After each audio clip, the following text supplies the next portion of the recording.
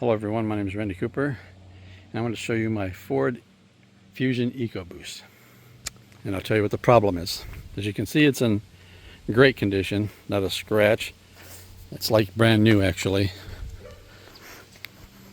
I added a little cosmetic stuff to it, like little black handles and black mirrors to go with the black rims as well as a black grille. But I also, since it was all silver, black, and gray, I even put like some burgundy interior in here to make it look really nice. But the thing I want to show you here inside is the mileage. There it is, 22,573 miles. Now you're probably wondering, why am I showing you the miles? Well, because the engine is leaking coolant into one of the cylinder heads. This is a known problem, which Ford has known since the car was released. They even put a bulletin out. Somebody named David Johnson knew about it. He put out the bulletin on December 19th, 2019, about the defect. So they said it was good for 3 years. So 2019 it would be out of warranty. But the thing is, some of the paperwork says it's good for 7 years. And this is year 7 right now. So I'm going to show you some of the paperwork. So the story about this is, it was a defective engine design. To save on money and to keep the engine as light as possible, they built it, basically the cylinder wall is too thin. And because they're so thin, micro cracks can develop through time and start leaking coolant into the engine. And that's exactly what happened after only 22,000 miles on a brand new car that I've had for 2.5 years. Took it into Ford. They verified that's what was happening. Denied the warranty. So here's a bulletin by Dave Johnson, Service Engineer Operations of Ford Customer Service Division. And you can see this bulletin was put out on June 9th, 2019, the same year the car came out, talking about various vehicles with this engine, short block replacement after coolant intrusion. So he knew about it even when the car came out.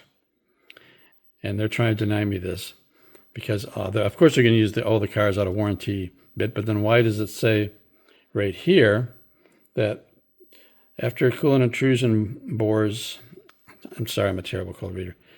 So block replacement after coolant intrusion to cylinder bores for 7 years of service or 84,000 miles. So this has only got 22,000 miles. So what the hell are they talking about? Yeah, this is that's very contradictory, I think. Coming from somebody who works at Ford. So this is the receipt from Rocky Top Ford dealership in Sevierville. This is how we found out what was wrong with the car, especially after the check engine light came on. We suspected it might have been coolant leaking into cylinder number 4, and I was right, just from my local mechanic. But he told me to bring it to the dealer. And shows all the details, what's wrong with it there, as you can read. If you want to pause it to read it more, you can. And this is the paperwork I got, stating that they denied the warranty at Ford Corporation, because we called them the same day and we found out that Rocky Top denied it as well. So yeah, they said they want, I think that, like I said, they didn't want anything to do with fixing this. I'm trying to figure out how I can get them to fix this. All they want it fixed. I'm not trying to raise Cain with these idiots. I'm just trying to make them accountable for their mistakes and their responsibility. They put a bad engine in it. The year it came out, they knew it was a bad engine. And they figured they'd play the percentages and figured they would fix the ones of the people who would come forward and want it fixed. They also were playing the percentages, figuring that a lot of people would just give up and say, oh, well. So you have the oh, wells and the like hells. I'm a like hell. And I'm not going to let them, this is unfair, and I'm not going to let them cheat me out of this ridiculous, cold-hearted attitude that they have. I'm 67 years old. I'm on Social Security. Boo-hoo, right? Personal. That's personal things. What do they call those? One world problems. But I'm not. I can't let this go. It's not right. More than anything, it's not right, because they don't want to have to shell out $8,200 to put a new engine in it. That's what they said it would cost. Okay.